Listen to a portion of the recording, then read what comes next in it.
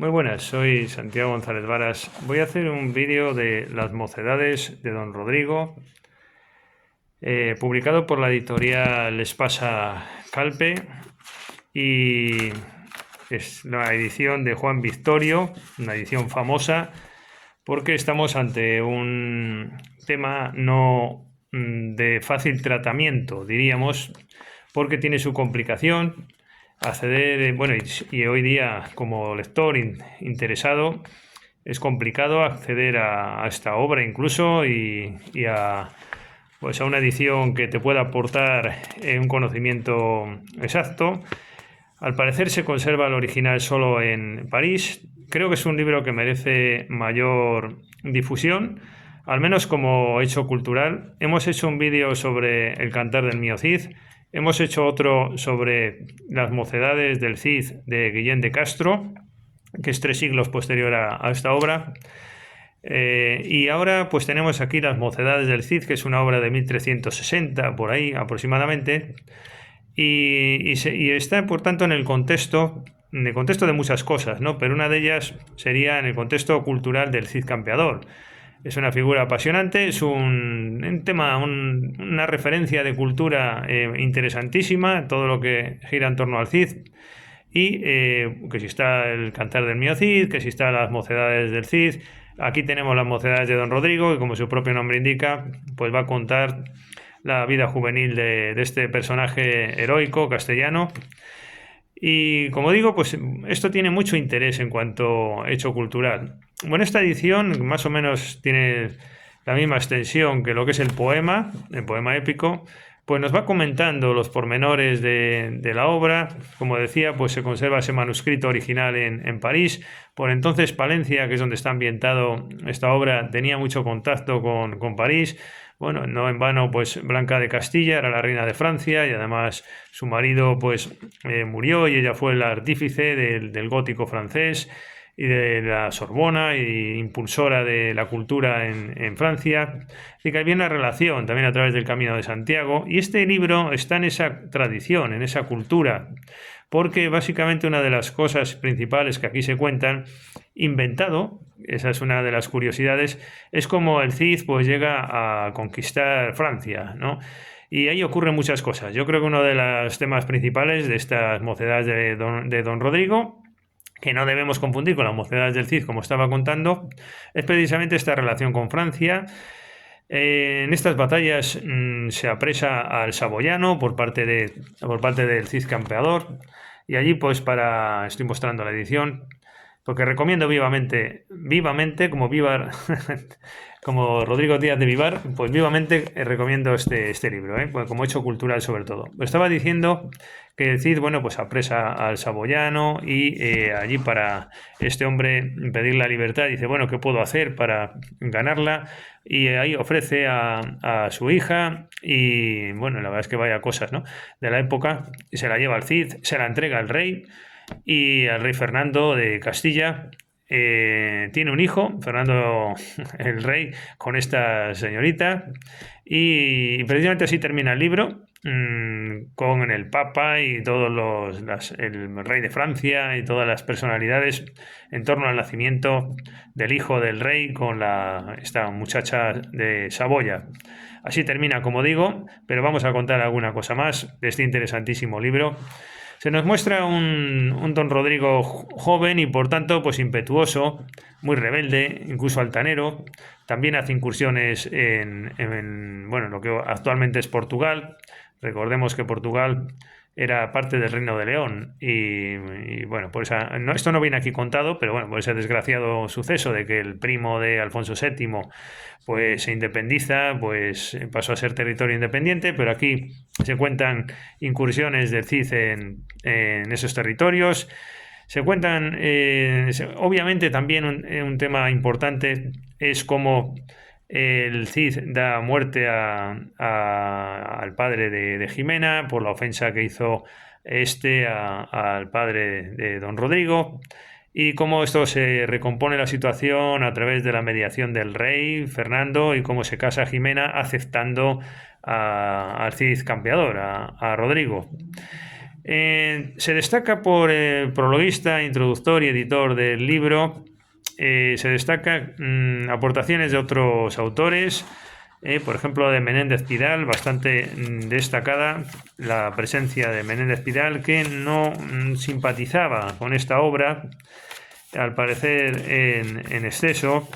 Y también estoy viendo también que se comenta o se trata aquí a otros, o se cita a otros tratadistas sobre esta obra de las mocedades de Don Rodrigo. A ver si lo encuentro. Bueno, si no es igual. Ahí, bueno, estaba diciendo que en efecto, pues aquí se citan pues otros estudiosos de las mocedades. Y lo que es importante es destacar no solo también la relación con otros cantares de la época. Como digo, es una obra muy local por un lado, vamos a verlo dentro de un momentito, pero por otro lado muy internacional, muy universal, porque es verdad que está en el contexto de otros cantares. Aquí se cita, hay relaciones con las gestas de Francia o con las crónicas castellanas del momento. En cuanto a Roncesvalles se dice aquí también, las chansons, toda la épica francesa, ¿no? Pero lo que quería decir también es que es un libro que se discute quién fue su autor, es una obra anónima, y aquí se dice por nuestro autor, el introductor del libro, que podría haber sido Juan de Salinas o Juan de Palencia, el autor. Desde luego parece ser que fue un palentino, obviamente, porque no lo había dicho hasta ahora, pero las mocedades de Don Rodrigo está ambientado en torno a Palencia y concretamente al obispado. Al parecer hay motivos políticos o de divulgación, hay facciones, hay bandos en la política del momento, como es bien sabido, y allí uno estaba de un lado, estaba uno con Pedro, el otro con su hermano, etcétera, con los reyes. Y entonces, pues claro, aquí había que asociarse a uno u otro bando, y esta labor propagandística de los héroes que uno apoya, etcétera, pues tenía mucha importancia. Esto explica, que es un dato importante al que quería llegar, que al parecer se inventa bastantes cosas el autor palentino que hizo esta obra, aunque el autor del prólogo dice que podría haber sido también zamorano, porque hay alguna palabra en leonés, y por entonces Zamora pues estaba más relacionada con León.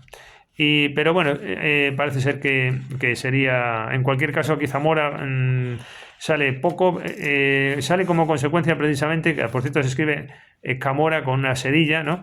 Pero como estaba diciendo, sale poco, pero sale cuando el Cid Campeador va a ver al rey allí a contarle, porque hay muchas cosas que aquí se cuentan, ¿no? De los moros que están corriendo, la palabra que usa es esa, corriendo Castilla, y el Cid Campeador pues siempre gana las batallas y los echa, pero también hay condes que se sublevan, los someten a juicio. Bueno, hay bastantes cosas, como digo, de mucho interés, pero lo que quería llegar es que al parecer lo que no gustaba a Menéndez Pidal, etcétera, era que había una cierta inventiva, y con acierto, yo creo, el autor de la introducción nos dice que ese es uno de los grandes méritos del libro, porque por un lado se nota que es un autor culto, pero por otro lado se está inventando las cosas, y eso precisamente le da un carácter mucho más interesante al libro que el someterse a un relato historicista al pie de la letra, ¿no? Porque demuestra pues eso, pues una cierta un cierto mayor ingenio literario al menos, ¿no? Y una mayor valía, ¿por qué no? No es igual narrar y describir que inventarte cosas también a la hora de contar los acontecimientos. Bueno, también se cuenta, de hecho el libro, empezando por el principio de este libro anónimo, pero de ese autor que quería hacer propaganda de lo local, como estaba diciendo, porque todo se ambienta en Palencia, todo ocurre aquí en Palencia, el rey los campó, los condes de Campó, la disputa en la ciudad, pero también el rey, Fernando, etcétera.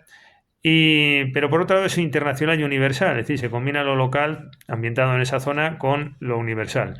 Pero el libro, en realidad, por informar de su contenido, empieza hablando de los jueces de Castilla, de Fernán González, y aquí obviamente, pues claro, las referencias son sobre todo al rey de León. El rey de León, que es quien manda en el momento, y va contando un poco desde el origen del rey del territorio castellano, pues todos los orígenes hasta llegar al Cid, hasta llegar a don Rodrigo realmente, más que al Cid, aunque es la misma persona, pero aquí es Rodrigo el protagonista, ¿no? Las mocedades del Cid, las mocedades de Rodrigo concretamente en este libro. Bueno, pues como estaba diciendo, empieza con el reino de León para llegar al reino de Castilla a la postre, ¿no? Y entonces empieza hablando de Fernán González y cómo, bueno, pues este hombre pues ya empieza a tener pretensiones de mando y no quiere ir a las Cortes de León, a no ser que le paguen, dice aquí.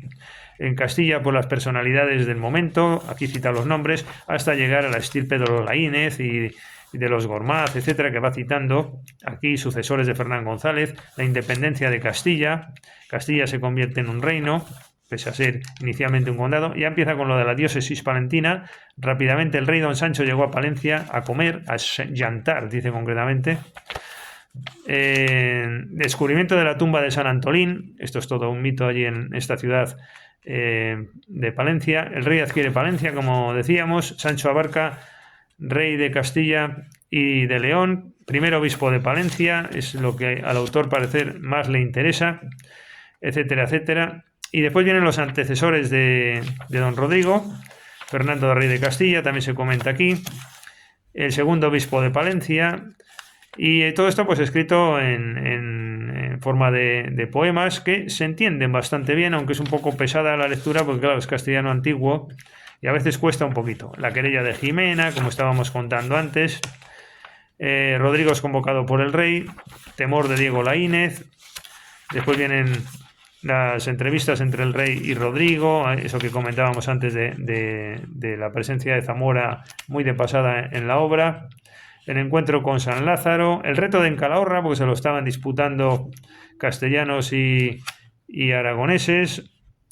Y bueno, pues batalla contra los moros, ya vamos terminando. Los condes de Campoaz quieren recobrar Palencia, como estábamos diciendo. Y la entrada en Francia, ahora vienen todos estos sucesos relacionados con Francia. Rodrigo es armado caballero. Y después viene aquí lo del Saboyano, la batalla entre el Rodrigo y el Saboyano, el desafío antes de Rodrigo y el Saboyano, todo lo de la hija que he contado antes. Y bueno, y cómo tiene un hijo con el rey y cómo termina la obra, que ya lo hemos narrado. Bueno, pues es un libro interesante, sobre todo, como decíamos, como cuestión cultural, como tema cultural. Otra de las obras más que hemos hecho en torno al Cid, que después también va a desembocar en otra obra, ¿no? El de Corneille, el Cid campeador, el Cid. Y hay toda una serie hay un Cid portugués también, por cierto, precisamente en ese contexto que antes comentaba de la separación de León por parte del primo de Alfonso VII de León. Ahí justo en ese instante, un poco antes, hay un Cid campeador portugués también, al parecer, que es todo un mito por allí, pero no encontró obviamente el mismo eco que el castellano, por lo menos a nivel internacional. Pues un libro muy interesante, donde se combina lo local centrado en esa región que he dicho, con lo universal, muy de la tierra, por cierto, y bueno, pues lo que queríamos sobre todo era seguir con rastreando todo este referente cultural en torno al Cid y la literatura medieval, y bueno, y aquí lo vamos a dejar. Muchas gracias, hasta la próxima ocasión.